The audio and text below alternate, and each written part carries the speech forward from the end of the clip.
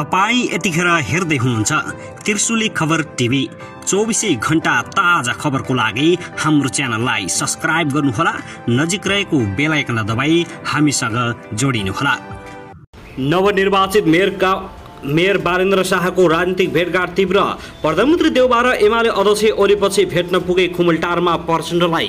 भित्रभित्रै यस्तो भएको खुलासा।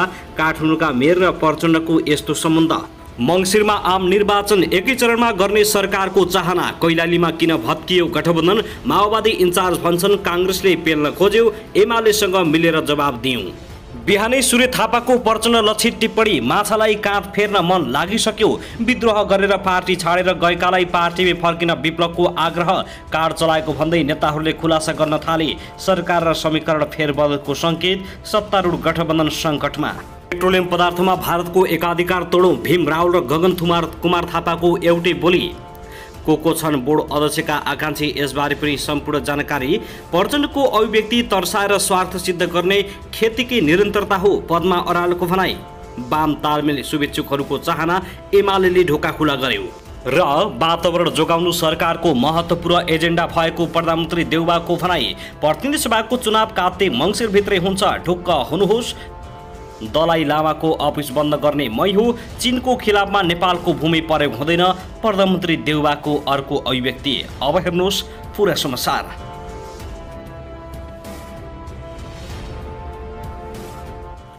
दर्शक महानुभाव नमस्कार, तपाईहरुलाई हार्दिक स्वागत छ हाम्रो च्यानल त्रिशुली खबर टिभीमा। यदि हाम्रो च्यानललाई अहिलेसम्म सब्स्क्राइब गर्नुभएको छैन भने सब्स्क्राइब गरी नजिक रहेको बेल आइकन दबाई हामीसँग जोडिनुहोला। दर्शक फेरि पनि हामी तपाईहरुमाझ निकै महत्त्वपूर्ण खबरका साथ उपस्थित भइसकेका छौं। यो भिडियोलाई अन्तिमसम्म हेरी हामीले साथ दिनुहोला। दर्शकबिन हाम्रो मेहनतको लागि एउटा सानो लाइक गर्न भनी नभुल्नुहोला। कहाँदेखि हेर्दै हुनुहुन्छ के भन्न चाहनुहुन्छ, तपाईको मनमा लागेका प्रतिक्रिया अवश्य पनि कमेन्ट गर्न नभुल्नुहोला। दर्शकबिन आउनुहोस् अब पहिलो खबरतर्फ लागौं। सत्ता गठबन्धनभित्र प्रतिनिधि सभा र प्रदेश सभाको चुनाव मङ्सिरकी फागुनमा गर्ने भन्ने विवाद चलिरहेको बेला प्रधानमन्त्री शेरबहादुर देउबाले भने कार्तिक वा मङ्सिर पहिलो साताभित्रै चुनाव हुने बताएका छन्। स्थानीय तह चुनावको परिणामले गठबन्धनका केही दलहरू बीच सम्बन्ध चिसिरहेको र यस्तो अवस्थामा चुनाव गरिहाल्दा राम्रो नतिजा नआउने भन्दै केही नेताहरूले फागुनमा चुनाव गर्नुपर्ने धारणा राखेका छन्। यसका लागि कतिपय नेताहरूले चुनाव भएको मितिभन्दा पनि संसदले काम सुरु गरेको मितिबाट अहिलेको प्रतिनिधि सभाको कार्यकाल गणना हुने भन्दै तर्क गरिरहेका छन्। यी सबै तर्क र प्रयासलाई प्रधानमन्त्री देउबाले अस्वीकार गरेका छन्। हामी सरसल्लाह गर्दैछौँ, कार्तिकमै गरे पनि हुन्छ, ढिलो गर्यो भने झन विवाद हुन्छ, तपाईहरूले पनि ढिलो भयो भनेर लेखिदिइहाल्नुहुन्छ। गठबन्धनका पार्टनरसँग कुरा गरेर कार्तिक वा मङ्सिरमै चुनाव हुन्छ। शनिबार कान्तिपुर हाफ म्याराथनको उद्घाटनपछि कान्तिपुरसँग कुरा गर्दै प्रधानमन्त्री देउबाले भनेका हुन्। उनले अहिलेको चुनाव परिणाम राम्रो रहेको र आगामी चुनावसम्म गठबन्धन कायम रहने पनि दाबी गरेका छन्। जे गठबन्धन भने पनि नेपाल अब प्रतिस्पर्धात्मक नेपाल चुनावी प्रणालीमा गइसक्यो। यो खुल्ला लोकतन्त्रमा राम्रो कुरा हो, मलाई विश्वास छ यो गठबन्धन रहन्छ, ढुक्क हुनुहोस्। उनले जे प्रयोजनका लागि गठबन्धन बनेको हो त्यसको उपादेयता नसकिएको उल्लेख गरेका छन्। जे कारणले गठबन्धन बनेको हो त्यो कारण सकिएको छैन। स्थानीय तहको निर्वाचनमा जस्तै सङ्घ र प्रदेशको निर्वाचनमा पनि यो गठबन्धन कायम रहने देउबाको दाबी छ। दर्शकहरूमा त्यसगरी स्थानीय तहको निर्वाचनपछि सत्तारूढ गठबन्धनमा खटपट सुरु भएको छ। गठबन्धनमा रहेका दलका नेताहरू नै अहिले मुख्य सत्ता घटक नेपाली काङ्ग्रेससँग असन्तुष्ट देखिँदा गठबन्धनको भविष्य थप सङ्कटमा पर्ने अनुमान सुरु भएको छ।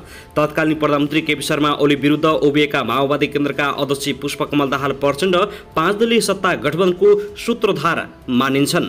उनलाई एमालेबाट छुट्टिएको एकीकृत समाजवादीका अध्यक्ष माधव कुमार नेपालले पनि साथ दिएका छन्। सत्ता गठबन्धन बनाउन जनता समाजवादी पार्टी र राष्ट्रिय जनमोर्चाले पनि सामेल गरेका थिए। ओलीलाई व्यवस्थित गर्दै 5 दलीय सत्तारूढ गठबन्धनको समर्थनमा नेपाली काङ्ग्रेसका सभापति शेरबहादुर देउबा प्रधानमन्त्री बने। तत्कालीन प्रधानमन्त्री ओलीको प्रतिगामी क्रम विरुद्ध भन्दै एकै ठाउँमा आएका दलहरूले स्थानीय तहको निर्वाचनमा पनि गठबन्धन गरेर सम्पन्न गरे। तर गठबन्धन बनाउन महत्त्वपूर्ण भूमिका खेलेका एकीकृत समाजवादी र माओवादी केन्द्रसँग रुष्ट बनेका छन्। माधव नेपालको नेतृत्वमा एकीकृत समाजवादी 100 भन्दा असन्तुष्ट देखिएको छ भने गठबन्धनको मुख्य घटक माओवादी केन्द्रका अध्यक्ष प्रचण्डले त काङ्ग्रेसमा दम्ब बढेको भन्दै ठेगान लगाइदिने समेत चेतावनी दिएका छन्। साथै प्रचण्ड र नेकपा एकीकृत समाजवादीका अध्यक्ष माधव कुमार नेपालपछि अर्को सत्ता घटक जनता समाजवादी पार्टी पनि गठबन्धनमा सन्तुष्ट छैन। जसपाका सङ्घीय परिषद अध्यक्ष डाक्टर बाबुराम भट्टराईले गठबन्धन हिलोको किलो बनेको भन्दै विकल्प खोज्नुपर्ने बताएका छन्। भट्टराईले सामाजिक सञ्जालमा लेखेका छन्, विपरीत वैचारिक राजनीतिक धरातलमा उभिएका दलहरूबीच फगत गणित आधारमा बन्ने गठबन्धन सधैँ हलोको किलो झैँ हल्लिने गरेको उनको भनाइ छ। साथै काठमाडौँ महानगरपालिकाका मेयर बालेन्द्र शाहले आफूले शपथ लिएको दिनदेखि नै फोहोर व्यवस्थापन कसरी गर्ने भन्ने विषयमा नै ध्यान दिएको बताउँदै मेयर शाहले त्यसका लागि नुवाकोटको सिसडोलका स्थानीयसँग केही दिनको समय माग गरेका छन्। म आफ्नो जागिर र काम छाडेर जनताको सेवाका लागि मेयर पदमा लडेको हुँ। उनले भने, मलाई काम गर्न दिनुहोस्। आफूले सहज रूपमा काम गर्न पाए एक साताभित्रै सिसडोललाई दुर्गन्ध मुक्त बनाउने प्रतिबद्धता उनले व्यक्त गरेका छन्। उपमेयर सुनिता डङ्गोल सहित शुक्रबार बिहान काठमाडौँको फोहोर विसर्जन गर्ने स्थल सिसडोल पुगेका शाहले केमिकल हालेर एक साताभित्रै सो ठाउँलाई दुर्गन्ध मुक्त बनाउने प्रतिबद्धता जाहेर गरेका छन्। फोहोर विसर्जन स्थलको अनुगमनका क्रममा स्थानीयको गुनासो सुनिसकेपछि उनले दुर्गन्ध हटाउने उपायबारे आफूले विज्ञहरूसँग आवश्यक छलफल समेत गरेको जानकारी दिएका छन्। केमिकल हालेको एक साताभित्र दुर्गन्ध आउने छैन। उनले भने, त्यसका लागि स्थानीयले केही सहयोग गर्नुपर्ने हुन्छ। उनी भने, आक्रोशित भएर केही काम पुरा हुँदैन, मलाई काम गर्न दिनुहोस्, म इन्जिनियरको जागिर छोडेर आएको मान्छे हो।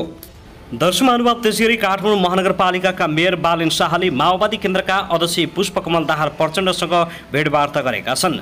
बिहान खुमलटार स्थित दाहालको निजी निवास पुगेर मेयर शाहले प्रचण्डलाई भेटवार्ता गरेका हुन्। भेटमा प्रचण्डले बालेन्द्र शाहलाई बधाई दिएका छन्। तपाईँ जस्तो युवाले नेतृत्व लिनु धेरै खुसीको कुरा हो, यसले माओवादी सिङ्गो पार्टी र म खुसी छौँ।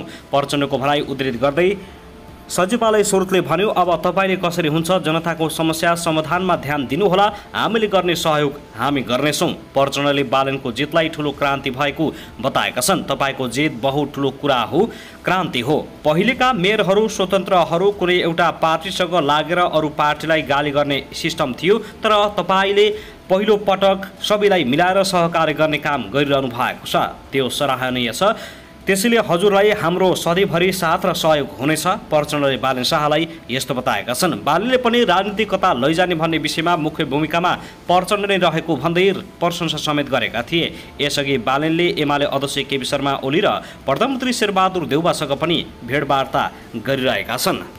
नवनिर्वाचित जनप्रतिनिधिहरूले आफ्नो पदभार सम्हालेको पनि धेरै दिन बितिसकेको छ। जनताद्वारा प्रतिष्ठित जनप्रतिनिधिहरू आइसकेका छन्। सबै स्थानीय तहको मुहार फेरिएको छ। अब जनप्रतिनिधिले जनताको अपेक्षा अनुसार काम गर्न सक्छन् या सक्दैनन् त्यो हेर्न मात्र बाँकी छ। कुनैले आउन नपाइकन आफ्नो भड्किलो तौर तरिका देखाइसकेका छन्। शपथ ग्रहण कार्यक्रममै पोसाकको खोलो बगाएको पनि देख्न पाइयो। आफ्ना आफन्तलाई बोलाएर देखाउने काम पनि नभएका होइनन्। जनताले तिरेको करबाट शपथ कार्यक्रममा चिसोदेखि तातोसम्मको व्यवस्था समेत गरियो। हालसालै निर्वाचित भएका मेयर र वडा अध्यक्षले आफ्नो पृष्ठभूमि समेत बिर्सिएनन्। छेउछाउमा गुण्डा राखेर शपथ लिए।